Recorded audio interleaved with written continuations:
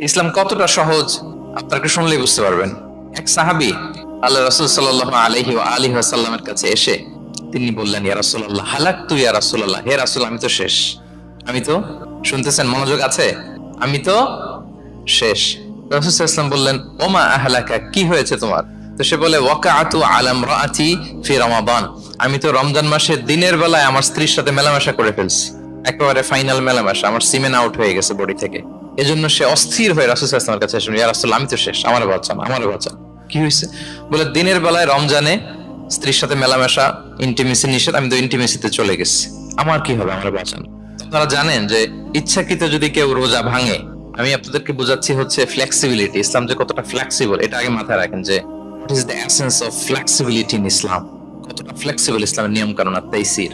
ইচ্ছা করে যদি কেউ রোজা ভাঙে, তার বিধান হচ্ছে তার কাজাও করতে হবে, কাফারাও দিতে হবে। কাজা মানে একটা রোজার জন্য আরেকটা রোজা, আর কাফারা হচ্ছে হয় তাকে একটা দাস আজাদ করতে হবে, অথবা তাকে 60টা রোজা রাখতে হবে টানা, অথবা 60 জন মিসকিনকে খাওয়াতে হবে। তো সে যখন এসে বললো, ইয়া রাসূলুল্লাহ আমাকে বাঁচান, কি করবো আমি? রাসূল সাল্লাল্লাহু আলাইহি ওয়াসাল্লাম বললেন, আচ্ছা ঠিক আছে, তুমি এই কাজ করে ফেলছো, তোমার তো পেনাল্টি হয়েছে। তো পেনাল্টি কি?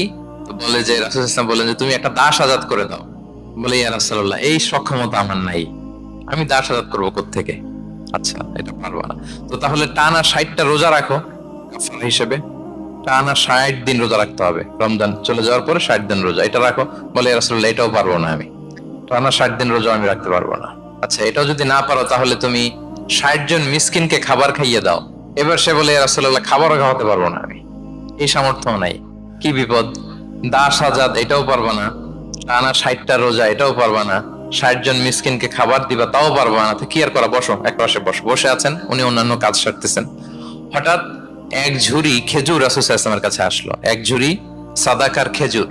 আসার পর রাসূল সাল্লাল্লাহু আলাইহি ওয়াসাল্লাম বললেন, ওই লোকটা কই যে এই কাজ করে ফেলছে? তাকে নিয়ে আসা হলো। রাসূল সাল্লাল্লাহু আলাইহি ওয়াসাল্লাম বললেন, যাও, দাসও আজাদ করতে পারবা না, 60টা রোজাও রাখতে পারবা না, 60 জন মিসকিনকে খাবারও দিতে পারবো না, তাহলে এক ঝুড়ি খেজুর আমার দরবারে আসছে, চ্যারিটির সাদাকার খেজুর, যাও এগুলো গরিবদের মাঝে বিতরণ করে দাও, তাসাদ্দাক বিহা ফিল মাদিনা, মদিনায় বিতরণ করে দাও। এবার সে বলে, আলা আফকারা মিন্না ইয়া রাসূলুল্লাহ, ইয়া রাসূলুল্লাহ আমার চেয়ে গরিব কাউকে দিতে হবে? রাসূল সাল্লাল্লাহু আলাইহি ওয়াসাল্লাম বললেন, হ্যাঁ গরিব কাউকে দিবা। বলতেছে, এই পুরো মদিনাতে আমার চেয়ে গরিব আর কেউ নাই। কি বিপদ! তোমার চেয়ে গরিব আর কেউ নাই? বলতেছে, আমি সবচাইতে মদিনায় গরিব। বলতেছে, তাহলে কি আর করবা, যাও তুমিই খাও, নিয়ে যাও বাসায়, তুমি আর তোমার ফ্যামিলির সবাই মিলে এটা খাও।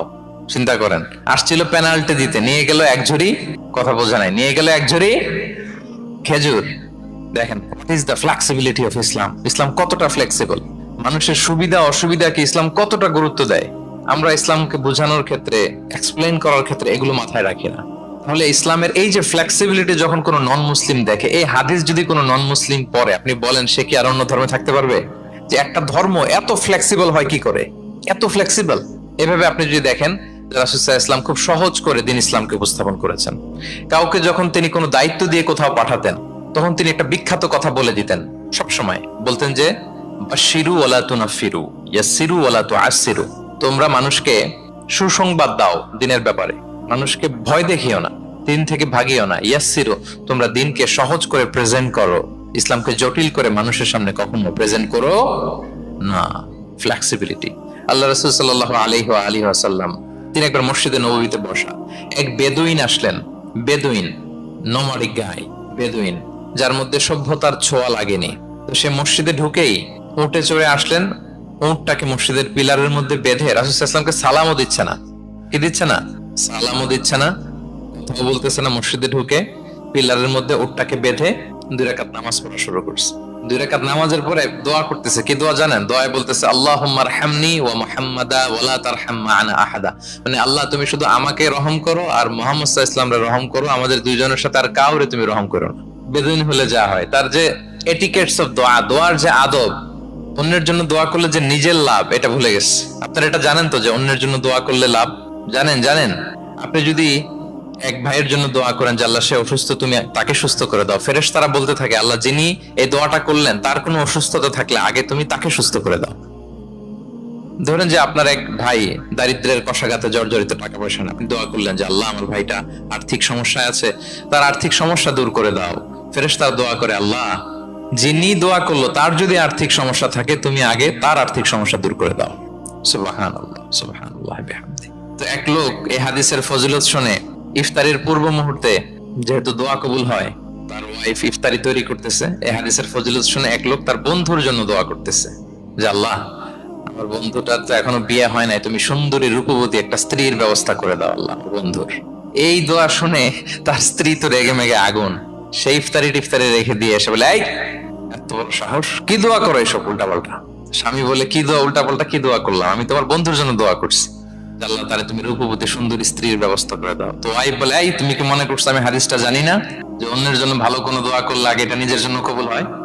সুবহানাল্লাহ। দেখেন ইসলামের বিধান কত সুন্দর। আপনি অন্যের কল্যাণ কামনা করলে এটা, এই কল্যাণ ফিরে আপনার দিকে আসে আগে। সুবহানাল্লাহ। তো ওই বেদুইনের এটা জানা ছিল না, সে এসে দোয়া করতেছে, আল্লাহুম্মা আরহামনি ওয়া মুহাম্মাদা ওয়া লা তারহাম মা'ানা আহাদা। আল্লাহ তুমি শুধু আমারে রহম করো আর মুহাম্মদ সাল্লাল্লাহু আলাইহি ওয়াসাল্লামের রহম করো, আমাদের দুজনের সাথে আর কাউরে রহম করো না। রাসূল ইসলাম তাকে বলেন, হায় রে, একটা প্রশস্ত বিষয়কে সে সংকীর্ণ করে ফেললো। আফসোস করে বলতেছে, কারণ আল্লাহর দরবারে রহমের কি কোনো ঘাটতি আছে বলেন তো? আল্লাহর দরবারে রহমতের কোনো কমতি আছে? নাই। রাসূল ইসলাম বলে, সে তো সবাইকে ইনক্লুড করতে পারতো। আচ্ছা গেল, দোয়া শেষে এবার সে মসজিদে নবীর মাঝখানে বসে পেশাব করা আরম্ভ করছে। এবার তো সাহাবারা রেগে মেগে আগুন, কি এত বড় সাহস, মসজিদে নবীর মাঝখানে পেশাব, সবাই উদ্ধত হচ্ছে, তাকে মারতে যাবে। রাসূল ইসলাম সবাইকে সামলালেন, থামালেন, বললেন, রাখো রাখো রাখো, ছাড়ো, আগে সারতে দাও। কারণ কেউ যখন ওয়াশরুম সারে মাঝখানে তাকে ডিস্টার্ব করা যায় না, এটা তার ক্ষতি হবে। রাসূল ইসলাম বললেন, রাখো, লেট হিম পাস ইউরিন, তাকে কাজ সারতে দাও। সে কাজ সারলো। এবার রাসূল ইসলাম বললেন, ও হারিকু আলা বাউলিহি সাজলান মিন মা, তার পেশাবের উপর এক বালতি পানি ঢেলে দাও, দিয়ে ফেললো। এবার রাসূল সাল্লাল্লাহু আলাইহি ওয়াসাল্লাম বললেন, ইন্নামা বুইসতুম মুয়াসসিরিন ওয়া লাম তুবআসু মুআসসিরিন। হে সাহাবারা, মনে রাখো, তোমরা সহজপন্থী হিসেবে প্রেরিত হয়েছে, তোমরা কট্টরপন্থী হয়ে পৃথিবীতে প্রেরিত হও নাই। সুবহানাল্লাহ। তাহলে যে কোনো জিনিসের সলিউশন আপনার সহজ ভাবে করতে হবে, এটাকে জটিল বানানো যাবে না। আমরা অনেক সময় জটিল থেকে জটিল করি। তখনই বেদুইনকে রাসূল ইসলাম ডেকে বললেন, আচ্ছা তুমি যে কাজটা করলে, মসজিদে নবীর মাঝখানে পেশাব করলে, এটা কি ঠিক হলো? তুমি কি জানো এটা আল্লাহর ঘর, এটা আমাদের মদিনার কমিউনিটির ইবাদতগাহ, এখানে আমরা আল্লাহর ইবাদত করি, আল্লাহর জিকির করি, আল্লাহর কিতাব তেলাওয়াত করি, এটা কি তোমার ঠিক হলো? এইভাবে যখন আদর দিয়ে পরম মমতায় তাকে বুঝিয়ে বলা হলো, সে লজ্জিত হয়ে মাথা নিচু করে ফেললো। সুবহানাল্লাহ। রাসূল সাল্লাল্লাহু আলাইহি ওয়াসাল্লামের কাছে ক্ষমা চাইল। তাহলে প্রিয় সুধী, আপনি কোমলতা, ভালোবাসা দিয়ে যা জয় করতে পারবেন, কঠোরতা দিয়ে সেটা পারা যায় না। খেয়াল রাখবেন, ভালোবাসা দিয়ে যেভাবে আপনি মানুষের হৃদয় জয় করতে পারবেন, কঠোরতা দিয়ে পারবেন না। এজন্য ইসলাম ফ্লেক্সিবিলিটিতে বিশ্বাস করে। ফ্লেক্সিবিলিটি, লা ইউকাল্লিফুল্লাহু নাফসান ইল্লা উসআহা। আল্লাহ সাধ্যের বাইরে কাউকে কখনো কিছু চাপিয়ে দেয় না। এজন্য ইসলামকে সহজ করে উপস্থাপন করতে বলেছেন তিনি। মুআয ইবনে জাবাল রাদিয়াল্লাহু তাআলা আনহুকে রাসূল সাল্লাল্লাহু আলাইহি ওয়াসাল্লাম একবার ইমাম বানিয়ে পাঠালেন একটা এলাকায়। তো ওই এলাকার লোকেরা ছিল শ্রমজীবী সাহাবী, শ্রমজীবী। উট ব্যবহার করে সেখান থেকে কুয়া থেকে পানি নিয়ে খেজুর গাছের মধ্যে দিত। সারাদিন যখন কষ্ট করতো, হার্ড ওয়ার্কিং করতো, বিকেলে ক্লান্ত হয়ে পড়তো। তো উনি মাগরিবের নামাজে সূরা বাকারা দিয়ে একবার তেলাওয়াত শুরু করলেন। সূরা বাকারা কোরআনের সবচাইতে ছোট সূরা নাকি সবচাইতে বড়? উনি যখন বাকারা দিয়ে নামাজ শুরু করলেন, এক শ্রমজীবী সাহাবী এসে আর কন্টিনিউ করতে পারছেন না, এত লম্বা কেরাত কিভাবে পারবেন, তো ক্লান্ত, শ্রান্ত, পরিশ্রান্ত। উনি রেগে নামাজ ছেড়ে দিয়ে একা একা নামাজ পড়ে রাসূল সাল্লাল্লাহু আলাইহি ওয়াসাল্লামের কাছে যে অভিযোগ করলেন, নালিশ করলেন। বললেন, ইয়া রাসূলুল্লাহ, দেখেন এমন একজনকে ইমাম করে আমাদের এলাকায় অ্যাসাইন করেছেন, উনি মাগরিবের নামাজে পড়তেছেন সূরা বাকারা, আর আমরা সবাই শ্রমজীবী, কৃষিজীবী মানুষ। রাসূল সাল্লাল্লাহু আলাইহি ওয়াসাল্লাম রেগে গেলেন। মুআয ইবনে জাবালকে ডেকে বললেন, মুআয, আফাতানুন আনতা ইয়া মুআয, তুমি কি ফিতনা ছড়াচ্ছ সমাজে? তোমাকে পাঠিয়েছি কমিউনিটির ইউনিটি ধরে রাখার জন্য। আফাতানুন আনতা ইয়া মুআয, হে মুআয, তুমি কি সাব্বিহ ইসমা রাব্বিকাল আ'লা এই সূরা পারো না? শামসি ওয়া দুহাহা এই সূরাটা পারো না? দুহা ওয়াল লাইলি ইযা সাজা এটা মুখস্থ নাই? এই ছোট ছোট সূরাগুলো থাকতে তুমি বাকারা দিয়ে পড়তে গেলা কেন? সুবহানাল্লাহ, সুবহানাল্লাহ, আল্লাহু আকবার। দেখেন ইসলাম কতটা ফ্লেক্সিবিলিটিতে বিশ্বাসী। সহজ করে ইসলাম সবকিছু উপস্থাপন করে। এজন্য নন মুসলিমরা যখন দেখে যে ইসলামের মধ্যে এরকম ফ্লেক্সিবিলিটি আছে, তারা ইসলামের প্রতি আকৃষ্ট হয়। আলহামদুলিল্লাহ। আচ্ছা বলেন তো, বিয়েতে মহরানা দেয়া কি? সবাই বলুন। একজন বলছে ফরজ। সবাই বলুন, বিয়েতে মহরানা দেয়া কি? ওয়াতুন নিসা সাদাকাতিহিন্না নিহলা। সানন্দ চিত্তে স্বামীদেরকে আল্লাহ বলছেন, তোমরা তোমাদের মহরানা ডৌরি দিয়ে দাও, দিতেই হবে। অনেকে এটা দেয় না, ঠিক না, দিয়ে দিতে হবে। তো দেয়া ফরজ। মহরানা দেওয়ার মতো অর্থ এক সাহাবীর নাই। এক সাহাবী বলেন, ইয়া রাসূলুল্লাহ, বিয়ে করব, মহরানা আছে? নাই। তো না থাকলে কি বিয়ে করবা কি করে? এখন যাকে পছন্দ করছে ওই নারীকে জিজ্ঞেস করতেছে, তুমি কি কোরআন পারো? মেয়ে বলে, না আমি তো কোরআন পারি না। তো যিনি যে সাহাবী বিয়ে করবেন ওনাকে বলেন, তুমি কোরআন পারো? হ্যাঁ আমি তো অনেকগুলো সূরা পারি। তখন রাসূল ইসলাম ওই কন্যাকে, মেয়েকে ডেকে বলল যে তুমি তো সূরা পারো না, তোমার হবু হাজবেন্ড অনেকগুলো কোরআনের সূরা পারে, তো তোমাকে তোমার স্বামী প্রতিদিন কিছু না কিছু সূরা মুখস্থ করাই দিবে, এটাই হয়ে যাবে তোমার বিয়ের মোহর। তাহলে বলেন তো সহজ না কঠিন? অজু করে নামাজ পড়া কি? সবাই বলুন ফরজ। কিন্তু ধরেন অজুর পানি নাই, তখন তায়াম্মুম করে পড়লেও কবুল করবে কে? আল কিয়াম ফিস সালাহ, দাঁড়িয়ে নামাজ পড়া কি? ফরজ। দাঁড়াতে পারছেন না, বসে বসে পড়লে কবুল করবে কে? বসতেও পারেন না, শুয়ে পড়লেও কবুল করবে কে? তাহলে বলেন তো ইসলামের বিধান কি কঠিন না সহজ? ফ্লেক্সিবিলিটি, তাইসির। ইসলামের এই ফিচারটার কারণে, এই বৈশিষ্ট্যের কারণে অমুসলিমরা ইসলামের প্রতি আকৃষ্ট হয়, যে ইসলামের বিধানগুলো এত ফ্লেক্সিবল। এটা হচ্ছে মূল বিধান, না হলে এটা, না হলে অপশন, না হলে এই অপশন। মানে সমাজের সাথে খাপ খাইয়ে নেয়ার মতো, সহজে মানুষ এটাকে এক্সিকিউট করার মতো সব বিধান আল্লাহ তাআলা রেখে দিয়েছেন, সুবহানাল্লাহ।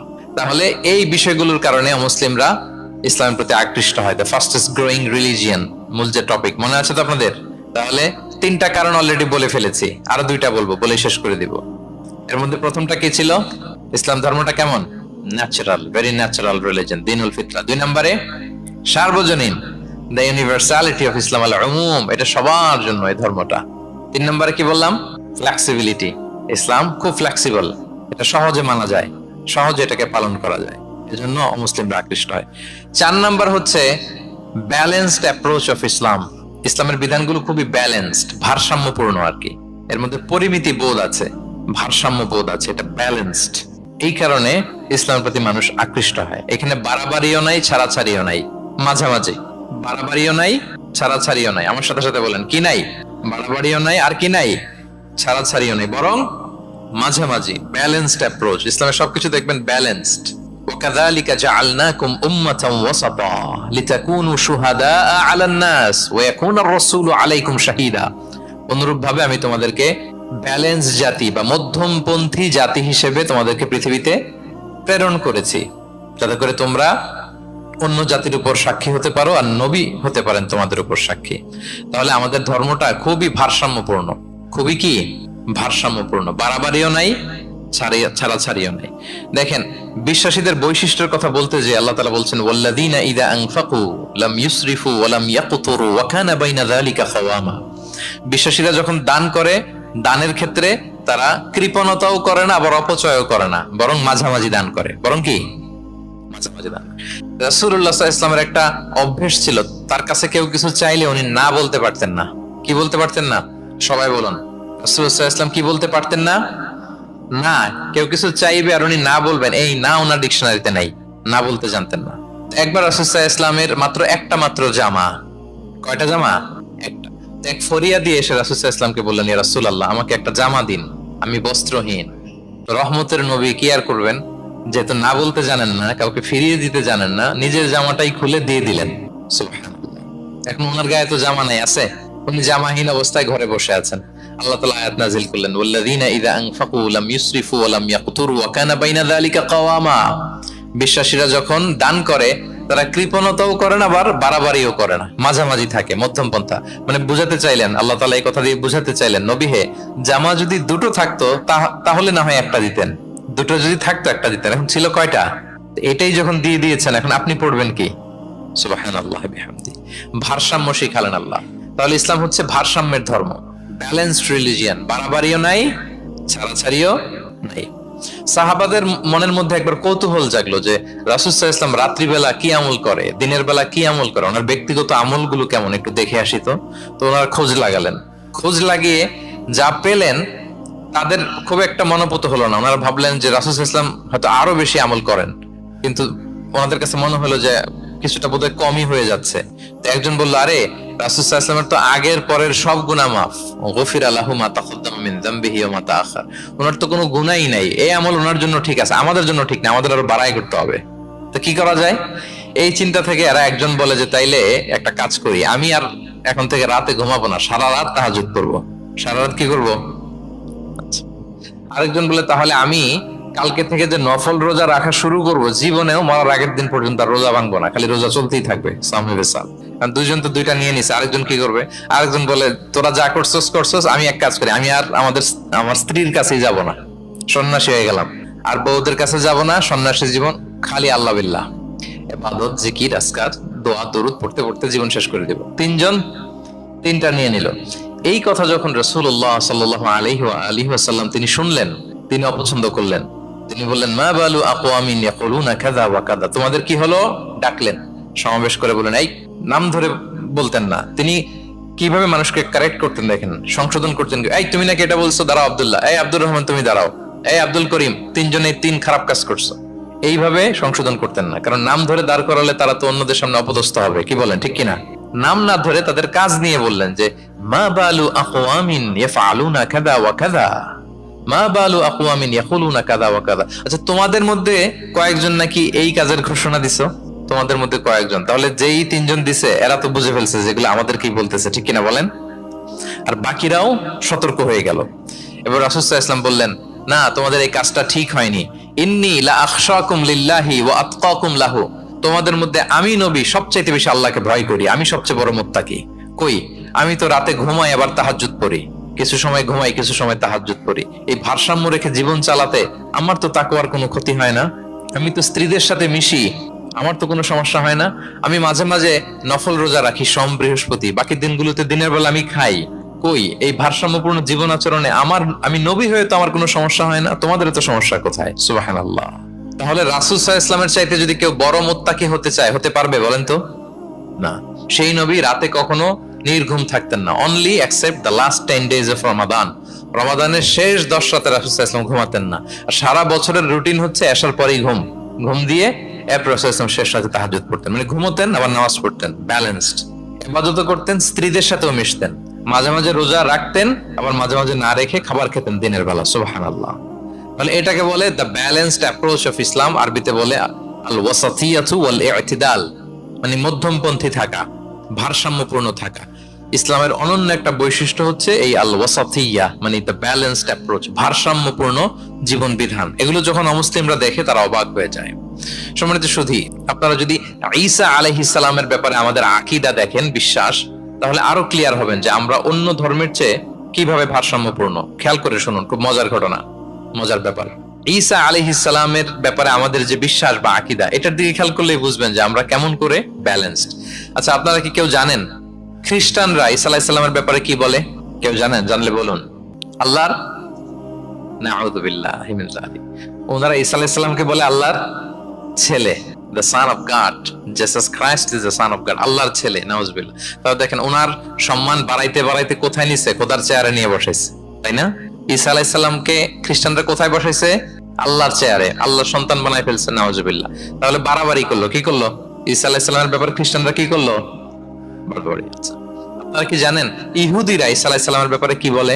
কেউ জানেন? তারা ঈসা আলাইহিস সালামকে ওয়ালাদু জিনা বলে, বাস্টার্ড বলে, নাউযুবিল্লাহ। কি বলে? জিনার সন্তান, মানে জারদ সন্তান বলে আল্লাহর এই নবীকে ইহুদিরা। তাহলে ওনাকে অপমান করতে করতে ছাড়াছাড়ি, যেটা নামাতে নামাতে কত নিচে নামাইছে দেখছেন? তাহলে এক ধর্ম ওনারে উঠাতে উঠাতে আল্লাহর চেয়ারে, আর এক ধর্ম ওনারে নামাতে নামাতে জমিনের নিচে। আমরা কি বলি ঈসা আলাইহিস সালামের ব্যাপারে? দেখেন, আমরা বলি ঈসা আলাইহিস সালাম হচ্ছে আব্দুল্লাহি ওয়া রাসূলুহু, তিনি আল্লাহর বান্দা এবং আল্লাহর রাসূল। আল্লাহর বান্দা বলার মধ্য দিয়ে আমরা খ্রিস্টানকে রিফিউট করি, খ্রিস্টান কমিউনিটিকে, তোমরা যে আল্লাহর চেয়ারে নিয়ে বসে সেটা ভুল, ওইখানে না, আরো নিচে নামাইতে হবে। উনি আল্লাহর বান্দা, রাসূলুহু, সম্মানিত রাসূল বলে আমরা ইহুদিদেরকে রিফিউট করি। তাদের জবাব দেই যে না, তোমরা একজন নবীকে যে অপমান করে বলেছো উনি বাস্টার্ড না, উনি রাসূলুহু, আল্লাহর প্রেরিত রাসূল, এই বলে ওনার সম্মানকে আমরা উপরে উঠাই। তাহলে একদল নিছিল ওইদিকে, ওইখান থেকে নিচে নামায় নিয়ে আসি, একদল মাটির নিচে ঢুকাই দিছে, ওইখান থেকে উপরে উঠাই নিয়ে আসি। তাহলে আমরা মাঝামাঝি থাকি। সুবহানাল্লাহ পড়বেন না? ঈসা আলাইহিস সালামের ব্যাপারে আমাদের আকীদা হচ্ছে মানহাজুল ওয়াসাতিয়াতি ওয়াল ইতিদাল, আমরা মাঝামাঝি থাকি।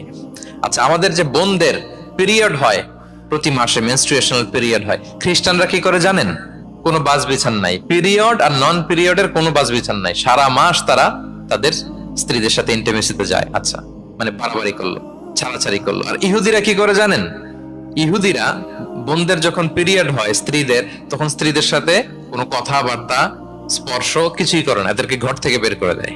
তাদের আলাদা একটা ঘর থাকে, যে 5 দিন 7 দিন বোনদের পিরিয়ড হয়, ওই বাসায় থাকে, ওই রুমে পিরিয়ড ভালো হয়ে যাবে, এরপর আমার এখানে আসবো। দেখেন, একদল করছে বাড়াবাড়ি, আরেক দল ছাড়াছাড়ি। কিন্তু ইসলামের কত সুমহান বিধান, কত সুমহান বিধান। পিরিয়ড চলাকালীন সব করা যাবে, কিন্তু ফাইনাল ইন্টিমেসি ছাড়া, আরবিতে যেটাকে বলে আল জিমা, এটা ছাড়া। তাহলে দেখেন, এই যে ঈসা আলাইহিস সালাম এবং এই যে বোনদের পিরিয়ডের যে বিধান, এক্ষেত্রে আমাদের ভারসাম্যপূর্ণ বিধান ফুটে ওঠে, যেটাকে বলে ব্যালেন্সড অ্যাপ্রোচ অফ ইসলাম। ইসলামের ভারসাম্যপূর্ণ বিধান। তো ইসলামের এই ব্যালেন্সড অ্যাপ্রোচ যখন অমুসলিমরা দেখে, তারা ইসলামের প্রতি আকৃষ্ট হয়ে যায়। আলহামদুলিল্লাহ। তাহলে কয়টা বললাম? এক নম্বরে ন্যাচারাল রিলিজিয়ন, 2 নম্বরে দ্য ইউনিভার্সালিটি অফ ইসলাম, সার্বজনীন। 3 নম্বরে ফ্লেক্সিবিলিটি, তাইসির, সহজ ইসলামের বিধান। 4 নম্বরে ব্যালেন্সড অ্যাপ্রোচ, ভারসাম্যপূর্ণ, বাড়াবাড়িও নাই, ছাড়াছাড়িও নাই। 5 নম্বরে সর্বশেষ আল ইনসানিয়া, এটাকে বলে রিলিজিয়ন অফ হিউম্যানিটি। ইসলাম মানবতার ধর্ম। কিসের ধর্ম? ইসলাম মানবতার ধর্ম। যখন এটা দেখে মুসলিমরা আর ধরে রাখতে পারে না নিজেকে। সুবহানাল্লাহ। প্রত্যেক শ্রোতা বলবেন, অল অডিয়েন্স একসাথে বলেন, ইসলাম কিসের ধর্ম? মানবতার ধর্ম। মানুষকে ইসলাম সবচাইতে মর্যাদা দেয়। একবার এক ইহুদির লাশ যাচ্ছিল রাসূল সাল্লাল্লাহু আলাইহি ওয়াসাল্লামের সামনে দিয়ে। এই লাশ দেখে, ইহুদির লাশ দেখে নবী সাল্লাল্লাহু আলাইহি ওয়াসাল্লাম দাঁড়িয়ে গেলেন। সাহাবারা বললেন, ইয়া রাসূলুল্লাহ, ইন্নাহু ইয়াহুদি। আপনি দাঁড়ালেন যে, এটা তো ইহুদির লাশ। রাসূল সাল্লাল্লাহু আলাইহি ওয়াসাল্লাম বললেন, আওয়ালাইসাত নাফসান, এটা কি মানুষ না? সুবহানাল্লাহ পড়বেন না? আওয়ালাইসাত নাফসান, হোক না ইহুদি, হোক না খ্রিস্টান, হোক না মাজুসি অগ্নি উপাসক, সে তো মানুষ। তাকে মানুষ হিসেবে কনসিডার করে তাকে সম্মান দিতে যে আমি দাঁড়িয়েছি। সুবহানাল্লাহ বিহামদি। তাহলে মানবতাকে ইসলাম গুরুত্ব দেয়, মানুষকে ইসলাম কি করে? গুরুত্ব দেয়। আল্লাহ বলেন, ওয়ালাকাদ কাররামনা বানি আদম, I have dignified the status of the sons of Adam. আমি বনি আদমের স্ট্যাটাসকে বাড়িয়েছি, মর্যাদাকে বাড়িয়েছি। মানুষ মাত্রই তার সম্মান আছে না নাই? দেখেন, আল্লাহ আমাদেরকে এত সম্মানিত করেছেন, ঈমান আনার ব্যাপারে আমাদেরকে কোনো জোর জবরদস্তি করেন নাই, স্বাধীনতা দিয়েছেন। আমরা ফ্রি টু অ্যাকসেপ্ট ইসলাম। ফামান শাআ ফালিউমিন ওয়া মান শাআ ফালিয়াকফুর। যে চাইবে ঈমান আনবে, না চাইলে সে কুফরি করবে। তো জেনে রাখো, ঈমান আনলে ফলাফল জান্নাত, কুফরি করলে পরিণাম জাহান্নাম। কিন্তু জোর করবো না আমি। লা ইকরাহা ফিদ্দীন, দ্বীনে জবরদস্তি নাই, বাড়াবাড়ি নাই, নো কম্পালশন ইন ইসলাম। কাউকে ফোর্স করে আপনি জোর করে ইসলামে আনলে হবে না। তাহলে এটা মানবতার ধর্ম। মানবতাকে ইসলাম সবচাইতে বেশি গুরুত্ব দেয়।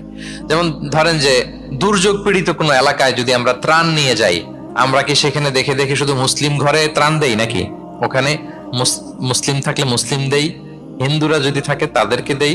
আমরা যদি কোনো দুর্যোগপূর্ণ এলাকায় যাই, সেখানে নাস্তিক থাকলে তার ঘরে আমরা ত্রাণ পৌঁছে দেই। আমরা যদি কোনো উদ্ধার কর্মে অংশগ্রহণ করেছি, ধরেন যে আগুন লেগেছে, আপনি উদ্ধার কর্মতে অংশগ্রহণ করেন, এখন খুঁজে খুঁজে যার মাথায় টুপি আরে আপনি বাঁচাবেন নাকি? যার গালে দাঁড়িয়ে আরে বাঁচাবেন না, সবাইকে বাঁচাবেন। আল্লাহু আকবার। মানবতা যেখানে বিপন্ন, সেখানেই ইসলামের সাপোর্ট আছে না নাই বলেন? যেখানেই মানবতা বিপন্ন, সেখানে ইসলাম পৌঁছে যায়। কারণ ইসলাম হচ্ছে দ্য রিলিজিয়ন অফ হিউম্যানিটি। এটা মানবতার ধর্ম। মানুষ হিসেবে ইসলাম সবাইকে কনসিডার করে। মদিনাতে একবার 60 জন খ্রিস্টান পাদ্রী আসবে নাজরান থেকে। খ্রিস্টান পাদ্রী, কোন ধর্মের? খ্রিস্টান। এখন তাদের সাথে এই ফরেন ডেলিগেট যখন আসবে, কোথায় বসবে? রাসূল সাল্লাল্লাহু আলাইহি ওয়াসাল্লাম, ওইরকম জায়গা তো নাই। এখন না রাজা বাদশাদের প্যালেস থাকে, প্রাসাদ, এটা সেটা, কোথায় বসবে? এক সাহাবী বলে, ইয়া রাসূলুল্লাহ, আমার কাছে খেজুর পাতা আছে, এটা বিছাই দেই, এটা একটা আসন করে এখানে বসি। রাসূল সাল্লাল্লাহু আলাইহি ওয়াসাল্লাম বললেন, না, এটা কেমন হয়? আরেক দল বলে যে, আমাদের তো একটু সূর্য হেলে গেলেই তো উহুদ পাহাড়ের ছায়া পাওয়া যায়, ওখানে নিয়ে বসি। রাসূল সাল্লাল্লাহু আলাইহি ওয়াসাল্লাম বললেন, না, এত দামি মেহমান, ওখানে বসা যায়? বলতে না বলতে 60 জন খ্রিস্টান পাদ্রী চলে আসছে। এখন রাসূল সাল্লাল্লাহু আলাইহি ওয়াসাল্লাম কোথায় বসতে দিবেন? উনি উপায়ন্তর না পেয়ে তাদের সবাইকে নিয়ে মসজিদে নববীর দরজা খুলে দিলেন। 60 জন খ্রিস্টানকে কোথায় ঢুকতে দিলেন? মসজিদে নববী। অনেক সিরাত গ্রন্থ এই বর্ণনাটাকে কভার করেছে। সিরা আল হালাবিয়া, জাদুল মাআদ ফি হাদি খায়রিল ইবাদ সহ অনেক সিরাত গ্রন্থে এসেছে 60 জন খ্রিস্টান মুসলমানদের নবীর তৈরি করা প্রতিষ্ঠিত মসজিদের নবীর ভিতরে ঢুকে মিটিং সেরেছে। এবং এক বর্ণনায় এমনও এসেছে যে ইন দ্য মিন টাইম, আসরের সময় ওদের যখন ইবাদতের সময় হয়েছে, রাসূল সাল্লাল্লাহু আলাইহি ওয়াসাল্লাম তাদেরকে ইবাদতের অনুমতি দিলেন। তারা তাদের কিবলা পূর্ব দিকে, 60 জন মিলে পূর্ব দিকে হয়ে তারা তাদের নিজেদের ইবাদত সেরেছে। সুবহানাল্লাহ। রাসূল সাল্লাল্লাহু আলাইহি ওয়াসাল্লাম এটা খ্রিস্টান না ইহুদি এটা কনসিডার করেন। রাসূল সাল্লাল্লাহু আলাইহি ওয়াসাল্লাম দেখেছেন তারা মানুষ। তারা কি মানুষ? যেমনি মানুষ মনে করে এক ইহুদির লাশ দেখে তিনি দাঁড়িয়ে গিয়েছেন আলাইহিস সালাতু ওয়াসসালাম। তাহলে ইসলাম মানবতাকে গুরুত্ব দেয়। এই জন্য ইসলামকে বলা হয় রিলিজিয়ন অফ হিউম্যানিটি, আল ইনসানিয়া। এটা মানবতার ধর্ম। কিসের ধর্ম? এই 5টা। এই পাঁচটা ইসলামিক ফিচার, ইসলাম ধর্মের এই পাঁচটা ক্যারেক্টারিস্টিক্স বা ফিচার থাকার কারণে Islam is the fastest growing religion in the world right now. পৃথিবীতে সবচাইতে ইসলামের গ্রোথ বেশি, সবাই কালিমা শাহাদা পড়ে মুসলমান হয়ে যাচ্ছে নন মুসলিম দেশগুলোতে।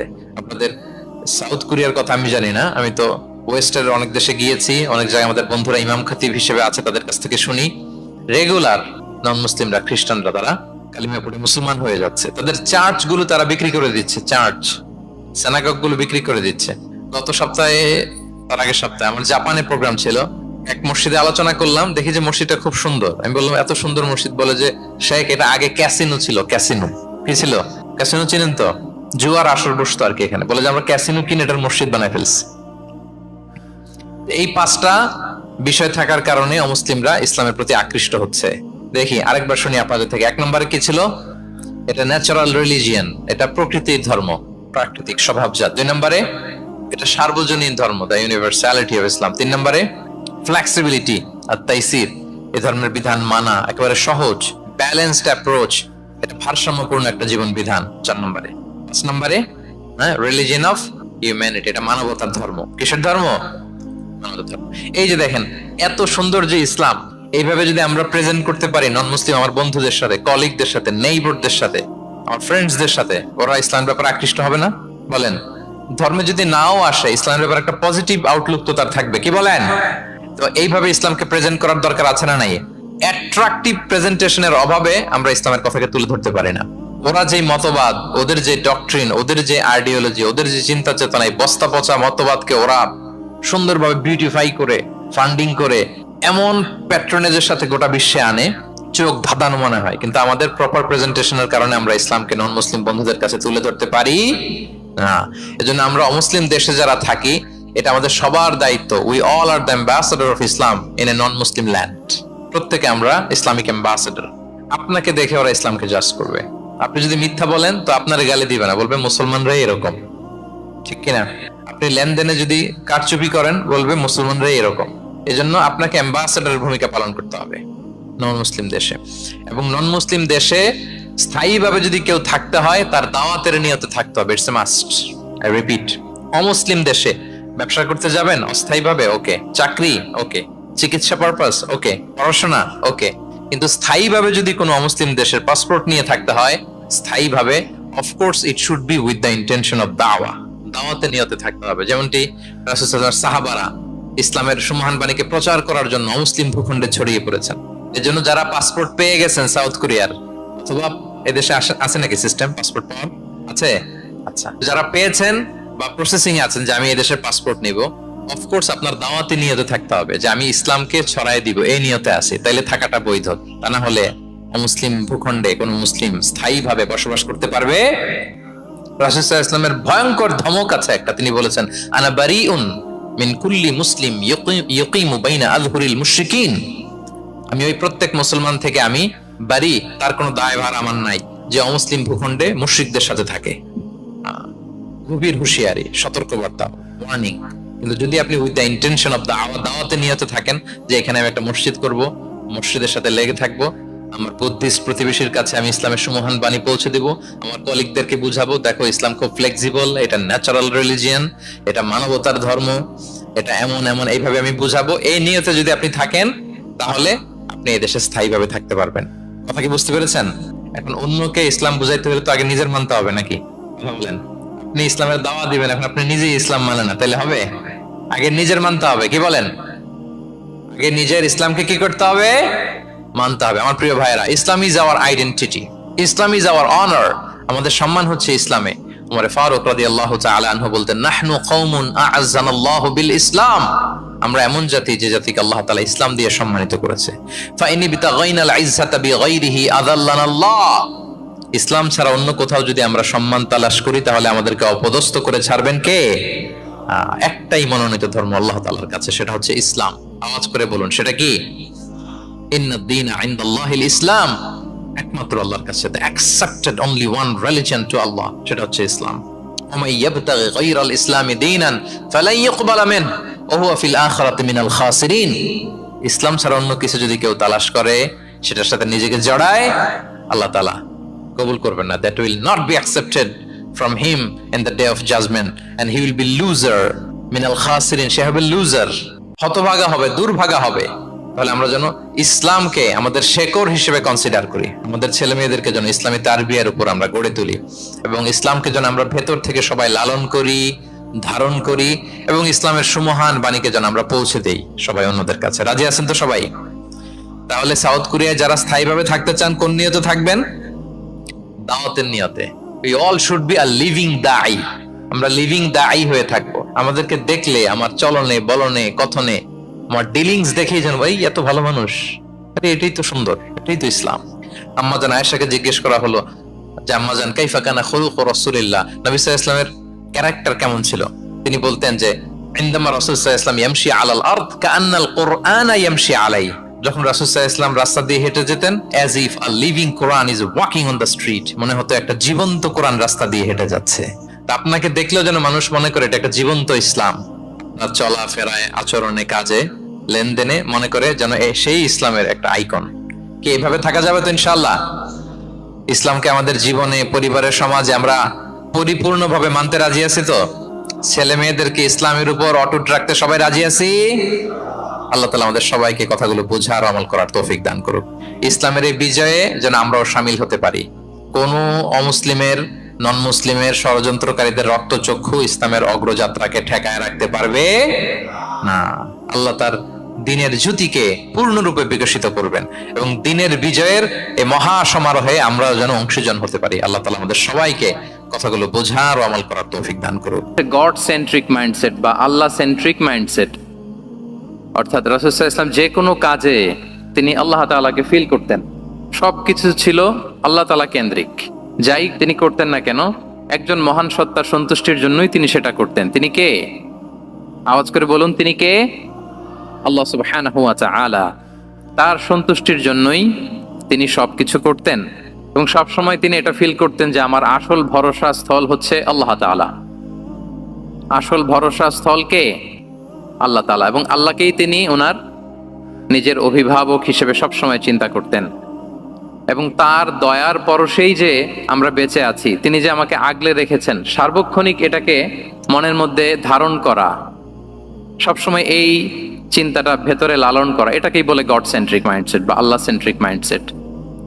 এই মাইন্ডসেটের অধিকারী যদি আপনি হতে পারেন, আপনি একটা ডিভাইন পাওয়ার শিল্ডের ভেতরে থাকবেন, একটা ডিভাইন প্রোটেকশনে থাকবেন। চারিদিকে তুফান, ঝঞ্ঝা, ঝড়, অনেক কিছু, কোনো কিছু আপনাকে স্পর্শ করবে না, কারণ আপনার গড সেন্ট্রিক মাইন্ডসেট আছে। একটা মহা শক্তিধর সত্তার সাথে আপনার সংযোগায়ন আছে, কানেক্টিভিটি আছে। সো প্রথম মাইন্ডসেটটা হচ্ছে গড সেন্ট্রিক মাইন্ডসেট। রাসূল সাল্লাল্লাহু আলাইহি ওয়াসাল্লাম সবসময় সবকিছু আল্লাহ তাআলার সন্তুষ্টির জন্য করতেন এবং তিনি ভাবতেন আমার কেউ না থাক, আল্লাহ আছে। যার কেউ নাই তার কে থাকে? আল্লাহ আছে। এটাই হচ্ছে গড সেন্ট্রিক মাইন্ডসেট। আসুন আমরা সিরাতের ভেতরে ঢুকে যাই। যেহেতু আমরা বলেছি থ্রু দ্য লেন্স অফ সিরা, সিরাতের পরতে পরতে, সুন্নাহর পরতে পরতে আমরা দেখবো যে তিনি গড সেন্ট্রিক মাইন্ডসেটের অধিকারী ছিলেন কিনা। আল্লাহর হাবিব সাল্লাল্লাহু আলাইহি ওয়া আলিহি ওয়াসাল্লাম একবার একটা যুদ্ধ থেকে ফেরার পথে মরুভূমির মাঝখানে সেনাবাহিনীকে থামিয়ে বিশ্রামের ঘোষণা দিলেন যে তোমরা একটু বিশ্রাম নাও। তো উনি একটা গাছের নিচে বিশ্রামের জন্য গেলেন এবং সেখানে গাছের ডালে ওনার তলোয়ারটা ঝুলিয়ে রাখলেন, ঝুলিয়ে বিশ্রাম নিতে লাগলেন, ঘুমিয়ে পড়লেন। হঠাৎ এক বেদুইন এসে রাসূল সাল্লাল্লাহু আলাইহি ওয়াসাল্লামের এই কোষবদ্ধ তলোয়ারটা কোষমুক্ত করে এরকম হাতে নিল। রাসূল সাল্লাল্লাহু আলাইহি ওয়াসাল্লাম ঘুম থেকে জেগে উঠলেন। এবার বেদুইন বলতে আরম্ভ করলো, মাইয়ামনাউকা মিন্নি, এই মুহাম্মদ তোমাকে এবার কে বাঁচাবে বলো, এই তো আমার হাতে তলোয়ার, কে বাঁচাবে? সাথে সাথেই আল্লাহর হাবিব সাল্লাল্লাহু আলাইহি ওয়া আলিহি ওয়াসাল্লাম উনি উত্তরে বললেন আল্লাহ। উত্তরে কি বললেন? কোনো চিন্তা ভাবনা নাই যে ওরে আঘাত করা যায় কিনা পাল্টা, বা কোনোভাবে ওর কনফিডেন্স ডাউন করা যায় কিনা, এদিক সেদিক কারো সাপোর্ট চাওয়া যায় কিনা, কোনো দিকে না তাকিয়ে কি বললেন? আল্লাহ। সব সময় তিনি আল্লাহ কেন্দ্রিক ছিলেন। এটাকে বলে গড সেন্ট্রিক মাইন্ডসেট। যে কোনো পরিস্থিতিতে তিনি আল্লাহ যে আমার সাথে আছেন এটা কল্পনা করতেন। এবং সুনানে আবু দাউদের একটি বর্ণনা এসেছে, রাসূল সাল্লাল্লাহু আলাইহি ওয়াসাল্লাম কানা নবী সাল্লাল্লাহু আলাইহি ওয়াসাল্লাম ইযা হাযাবাহু আমরুন সাল্লা, তাকে যখন কোনো জিনিস বিচলিত করতো তিনি জায়নামাজের মুসল্লায় দাঁড়িয়ে যেতেন, সালাতের জন্য দাঁড়িয়ে যেতেন। বিপদে পড়লেই আল্লাহর কাছে সেটা সঁপে দিতেন, শেয়ার করতেন। আমরা বর্তমানে কোনো বিপদে পড়লে কি করি? আগে কোথায় শেয়ার করি? ফেসবুকে। আসলে করা উচিত কার সাথে? হ্যাঁ, আমার স্ত্রীর সাথে শেয়ার করার আগেও শেয়ার করব কার সাথে? আমার বন্ধুর সাথে শেয়ার করার আগেও শেয়ার করব কার সাথে? আল্লাহর সাথে। আমরা যদি হিজরতের ঘটনাটাকে একটু অ্যানালাইজ করি তাহলে দেখবো যে গারে সাউরে যখন আল্লাহ রাসূল সাল্লাল্লাহু আলাইহি ওয়াসাল্লাম এবং আবু বকর রাদিয়াল্লাহু তাআলা আনহু ওনারা আশ্রয় নিয়েছিলেন রাত্রিবেলায়, কুরাইশরা যখন খুঁজতেছিল, আবু বকর রাদিয়াল্লাহু তাআলা আনহু বলেন যে কুরাইশদের পা দেখা যাচ্ছে, ওরা যে হেঁটে যাচ্ছে, একটু উকি মারলেই আমাদেরকে দেখা যায়। তিনি অত্যন্ত ভীত সন্ত্রস্ত, তটস্থ, নিজের জন্য নয়, রাসূল সাল্লাল্লাহু আলাইহি ওয়াসাল্লামের সেফটির জন্য। রাসূল সাল্লাল্লাহু আলাইহি ওয়াসাল্লাম আবু বকর রাদিয়াল্লাহু তাআলা আনহুকে বলেন যে আবু বকর চিন্তা করো না, লা তাহসান ইন্নাল্লাহা মা'ানা, আবু বকর চিন্তা করো না, আল্লাহ আমাদের সাথে আছেন। সুবহানাল্লাহ, আমাদের সাথে কে আছেন? আল্লাহ আমাদের সাথে আছেন। এটা হচ্ছে গড সেন্ট্রিক মাইন্ডসেটের উদাহরণ। আপনার মনকে বুঝাতে হবে যে আল্লাহ আমার সাথে আছে। মনকে তুমি বুঝিয়ে বলো আল্লাহ আছে আমার সাথে। এই বাক্যটা মুখস্থ করা যাবে? মনকে তুমি বুঝিয়ে বলো আল্লাহ আছেন আমার সাথে। আপনার পুরো জীবনের সব কাজের সাথে যদি এই বাক্যটাকে মিলিয়ে ফেলতে পারেন, দেখবেন যে কোনো কিছুই আপনার ক্ষতি করতে পারতেছে না। এটাকে বলে গড সেন্ট্রিক মাইন্ডসেট। আল্লাহ আমার সাথে আছেন, কেউ নাই কিন্তু আল্লাহ তাআলা আমার সাথে আছেন। এবং গড সেন্ট্রিক মাইন্ডসেটের সবচেয়ে বড় সুবিধা হচ্ছে আপনার মনে কখনো হতাশা কাজ করবে না, হতাশা বাঁধবে না, কারণ আপনার সাথে এক মহাশক্তিধরের কানেক্টিভিটি আছে। তিনি কে বলুন তো আওয়াজ করে? তিনি আল্লাহ। হতাশা আসবে না। এই যে আমাদের জাতীয় জীবনের এখন সবচাইতে বড় বড় সমস্যাগুলোর যদি আমরা লিস্ট করি, একটা বড় সমস্যা হচ্ছে ডিপ্রেশন, তাই না? আমরা ডিপ্রেশনে ভুগি না? আপনাদের ডিপ্রেশন হয় কখনো? আচ্ছা, ডিপ্রেশন কাকে বলে আগে বলে। ডিপ্রেশন হচ্ছে আপনার আর আপনার রবের মাঝে যে দূরত্ব, এটার নাম ডিপ্রেশন। আই রিপিট, আমার আর আমার রবের মাঝে যে গ্যাপ, আমাদের সম্পর্কের যে দূরত্ব, এটার নাম কি? ডিপ্রেশন। আপনি যত আল্লাহর সাথে সম্পর্ক জোরদার করতে পারবেন, ডিপ্রেশন আপনার থেকে দৌড়ে পালাবে। এজন্য আমাদের বিশ্বাসীদের জীবনে কোনো ডিপ্রেশন নাই। আছে? আমাদের ডিকশনারিতে কোনো ডিপ্রেশন আছে বলেন তো? আমাদের সাথে আল্লাহর সম্পর্ক কেমন বলেন? মজবুত? আলহামদুলিল্লাহ পড়ুন সবাই। তাহলে ডিপ্রেশন হচ্ছে আপনার আর আপনার রবের মাঝে যে দূরত্ব, এই দূরত্ব দূর করে দেন, ডিপ্রেশন আপনিই পালাবে।